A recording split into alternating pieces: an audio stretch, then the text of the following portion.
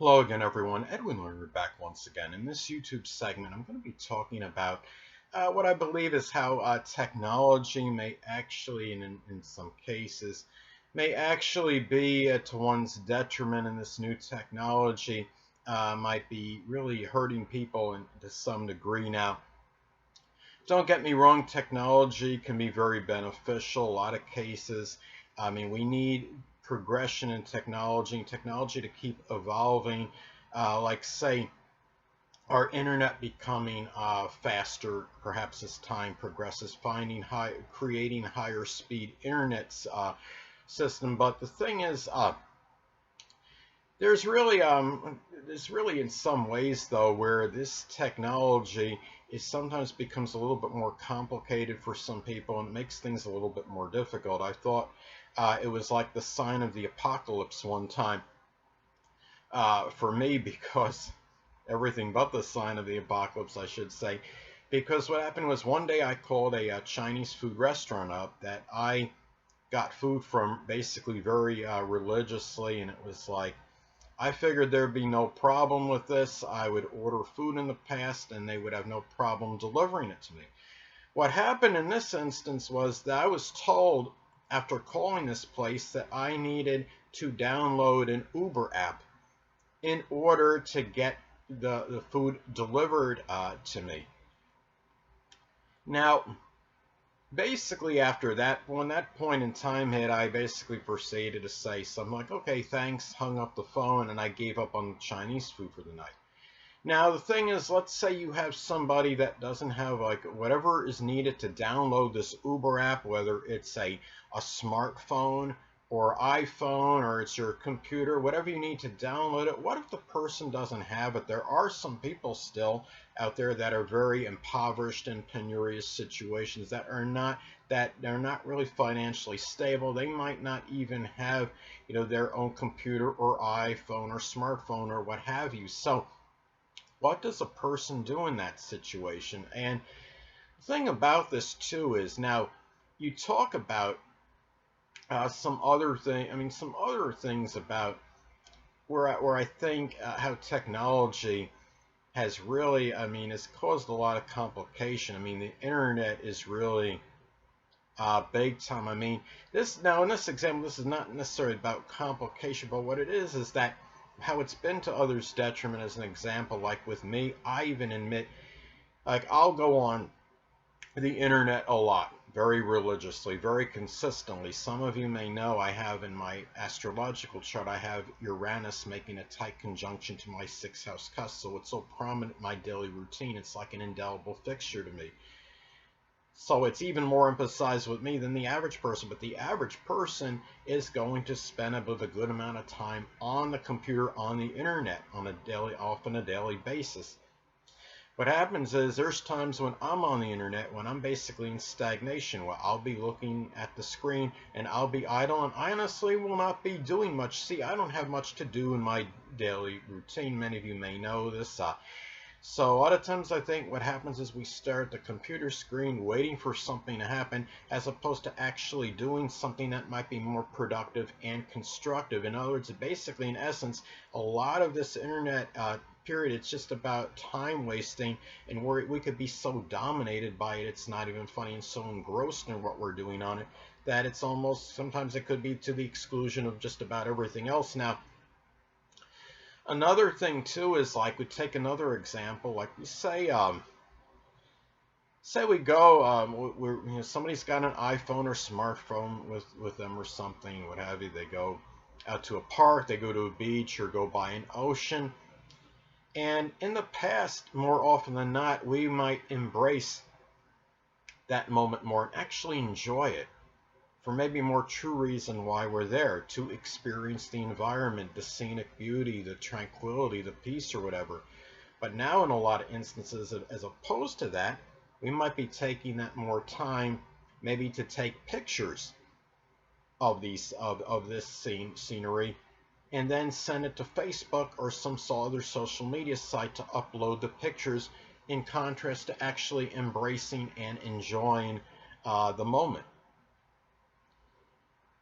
Another thing too is is that, of course, with this internet, is that we often, I think, have now lost a lot of touch as far as in-person connections go. I think there's a lot of superficiality now on the internet. We don't always know who's who. We could be talking to some guy, whatever, gets this beautiful, appears to be beautiful, voluptuous woman writing him, and he thinks he's got some woman that's writing him, and it turns out it could be some guy in another state just trying to con him or play him or what have you.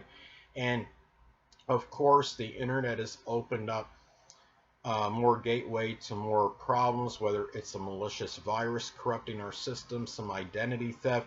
We have to be really careful and assiduous as far as what information we're going to put online. We have to, we really have to be very prudent and careful about those things. I mean, there was like something, I saw some Facebook post some time ago, some years ago. It was something about how what happened was a woman had, I think it was a woman that put something on her Facebook, I guess probably was on public. Some stranger, I believe, apparently saw this, saying the location where she was going to pick her child from school and when she was going to do it, I guess. And what happened was a stranger saw this post on Facebook and wound up abducting the child, and I believe brought the child to another country. Imagine that, right? I mean, what's happening too is another thing that I noticed that was really was very striking to me as far as this new as far as the new issues connected with our new technology. Now, as far as vehicles go, I thought it was interesting. I mean, you know that in a lot of the cars and vehicles now, a lot of things have more are more connected with electrical systems. They're more computerized, whether it's Windows or whatever it might be.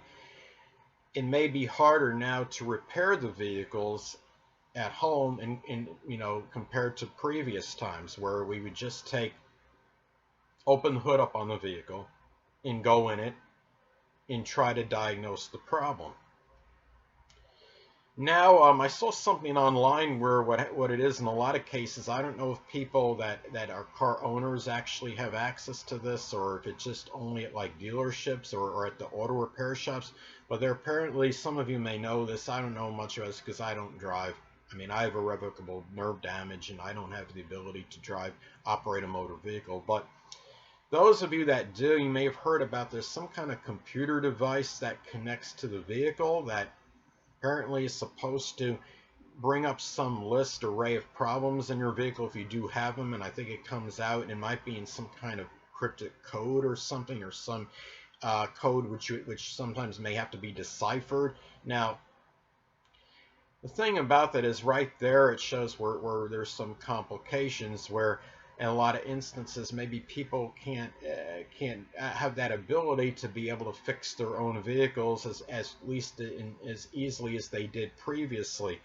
Now, I also saw something where in the future on the same, I believe it was the same blog, that what's going to be happening, perhaps may happen more so in the future, is that, and it might even be happening now, you'd have to go online and check this, people, where you're going to have the vehicles, I guess presumably they say connected, I think presumably connected to the internet, where the dealerships there may be car dealerships connected with the vehicle that can actually help them and actually when they're connected to this internet, they'll be able to see the problems with the vehicle as it's happening. I guess on a screen, there might be a computer screen on the vehicle where these problems will pop up. But the thing about it is, in order to get these problems fixed, my understanding was, now this may have been speculation on this blog I saw on the internet, but is that the data might not be available to a lot of these auto repair places, like the small businessmen, the people that repair they're just like general auto shops where vehicles are repaired. Dealerships might have more access to them. And is it going to be at a point where the dealerships, are they going to make these auto repairmen obsolete? I guess time will be the determining factor in that. But the point being is that there's really, I mean, how the internet and how new technology has sometimes just made things more complicated for others.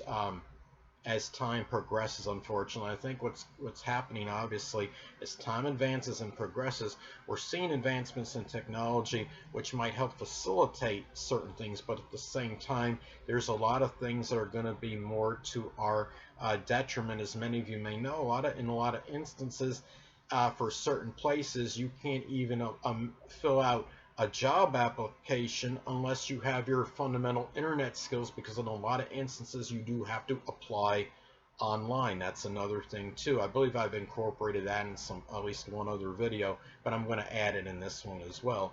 And the thing is too, you just have a lot of these, you look at the internet, especially, and somebody, I saw something else online about how where there's this is on more of a minor note. It's not anything really that traumatic or devastating or life-threatening, but in some instances you're going to have situations where you're a sports fanatic and you're watching, you want to know a score of a football game.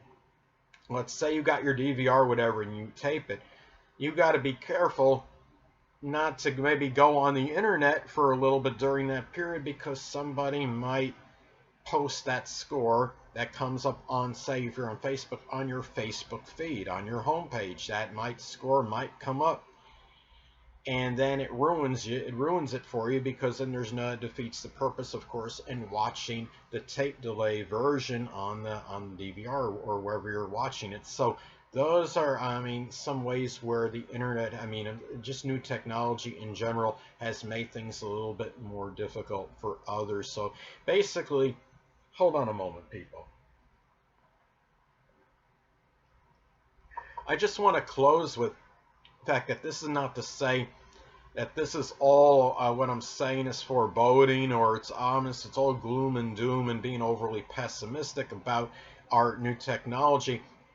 But I just want people to understand that there are those that most of you may know this, but the few of you that don't, that there's gonna be drawbacks with this new era, with this computer technology.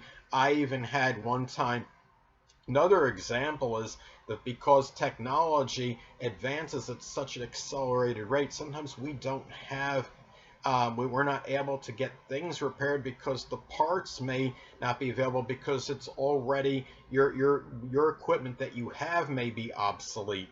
In my case, I have a Toshiba laptop, right? I purchased it in 2015. I believe it's Toshiba satellite. Purchased it in 2015. I contacted somebody that's very proficient in terms of fixing computers, and he went out of his way, I believe, a little bit for me. He had gone online, he had done some searches and tried to find my monitor, the clips that connect my monitor and my keyboard were detached, and he was trying to, I guess, find those clips. Well, and he said he couldn't find it anywhere. I believe a lot of that was attributed to the fact that technology is advancing so quickly. They made that, I mean, that was just like 3 years, maybe 4 years from the time that I purchased it, so I thought those parts would be available, there'd be no problem, but apparently it was, because they weren't, the people that, wherever this warehouse is or whatever the place was that had these parts, these components for the computers, for the laptops, they may not have carried it because they were emphasizing parts for the newer models. And there you go, people. Anyway, people, that'll conclude this YouTube segment for me talking about some ways that new technology may be to our detriment. And until next time, people, Edwin Learnard saying stay well.